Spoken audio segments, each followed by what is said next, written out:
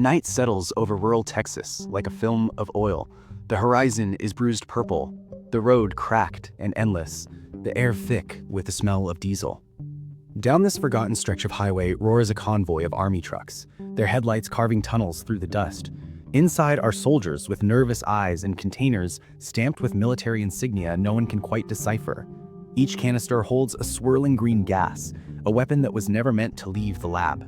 The convoy stops in the middle of nowhere to meet a man who calls himself Abby, a mercenary who trades in secrets. The deal should have been quick. Gas for cash, questions avoided. But greed, as always, is faster than discipline. A bullet flies, a tank is pierced, and the weaponized vapor gushes into the air.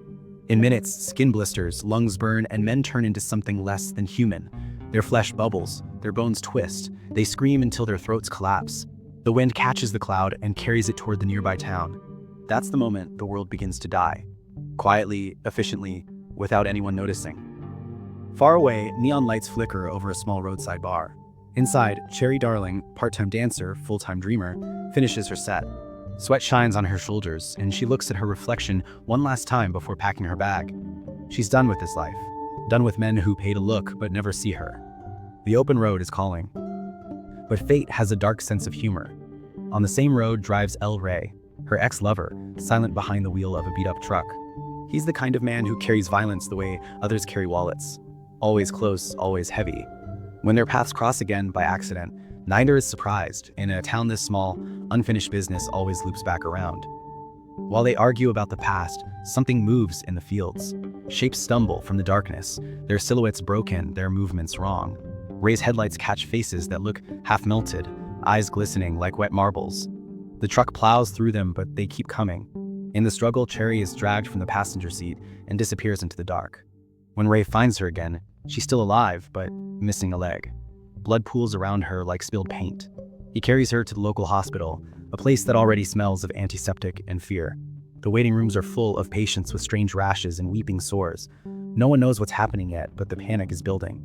The doctors whisper about infection, about contamination, but the truth is simpler. The town is already lost. By midnight, the hospital corridors have turned into nightmares. The infected attack without reason, biting, clawing, tearing. Their bodies rupture as they move, leaking black fluid that hisses when it touches skin. Cherry wakes to chaos, alarms blaring, lights flickering, screams echoing through the vents. Where her leg used to be, there's now a metal stump of surgical tubing and tape. Pain keeps her conscious, rage keeps her alive. Outside, the sheriff and his deputies try to restore order, but the calls keep coming faster than they can answer. People are crashing cars, breaking windows, killing neighbors. The infection spreads through every cut, every breath, every careless touch. The night smells of smoke and burning rubber. El Rey moves through it all like he's rehearsed for this. He knows where to find weapons, where to hide, how to make explosives out of junk. It becomes clear he's not just some drifter. He's ex-special forces, the kind of man governments erase from files. He's done terrible things in quieter wars. This one feels almost personal. He goes back for Cherry. She can't walk, but she refuses to die lying down. With scavenged parts, Ray builds her a new leg, a custom rifle rigged where flesh once was. It's brutal, it's absurd, and it works.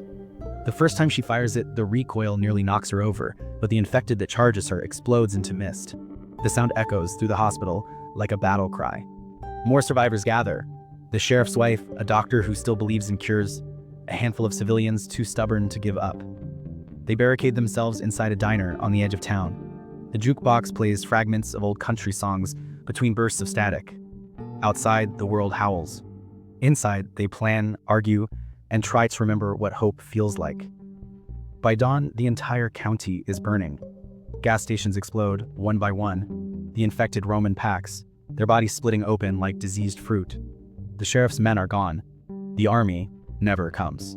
The survivors move through back roads, scavenging ammunition, rescuing whoever they can. At the military base nearby, the last uninfected officers monitor chaos on flickering screens. They realize the gas has gone airborne. There's no containment anymore. The infection will travel wherever the wind takes it. Panic spreads even faster than the disease. Back in town, Ray leads the group toward the base, believing there might still be transport, maybe a helicopter, maybe a route out. The journey becomes a blur of fire and gunfire. They drive through streets lined with burning cars, every shadow a threat. The infected slam against the windows, their faces raw and screaming. Cherry fires through the roof, her mechanical leg flashing muzzle light with every shot. The scene looks like apocalypse painted in Grindhouse colors, crimson, smoke, and steel. They reach the outskirts just as the sun sets again. The base is half destroyed, crawling with soldiers who no longer know who's human. The last scientist alive admits what everyone already suspects. The gas wasn't an accident, it was a weapon, one designed to control flesh itself, to make soldiers who could never die. Instead, it made monsters that couldn't stop killing. The survivors realize there's no one doing it.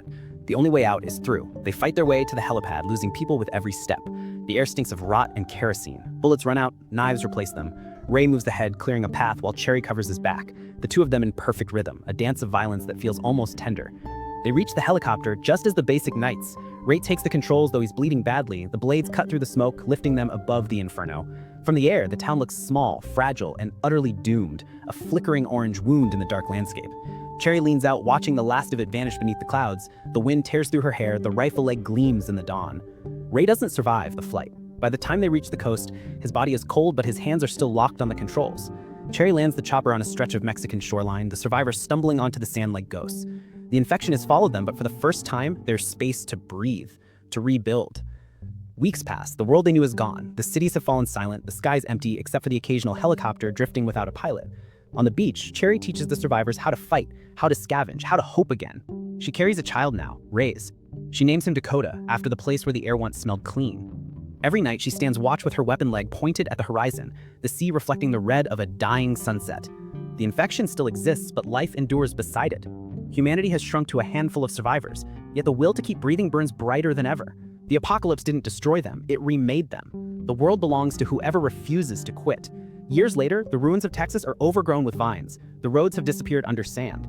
Somewhere out there, radios still crackle faintly with fragments of emergency broadcasts, echoes of the night the earth turned toxic. Among those signals, one story survives, of a woman who lost a leg, gained a weapon, and led the last of humankind through the fire. She isn't a myth. She's what happens when the end of the world meets someone too angry to die. Planet Terror isn't just splatter and grindhouse flair, it's a fever dream about resilience. Beneath the gallons of blood and chaos, it's a story of rebirth, how catastrophe strips away everything false until only instinct remains. Every frame drips with exaggeration, but the emotions underneath are real: fear, loss, love, defiance. The film ends the way it began, with motion, with noise, with a heartbeat under the static. Somewhere, Cherry Darling still stands against the horizon, the rifle on her leg glowing in the last light of a ruined sun, proving that even after the end, the human instinct is to keep walking forward.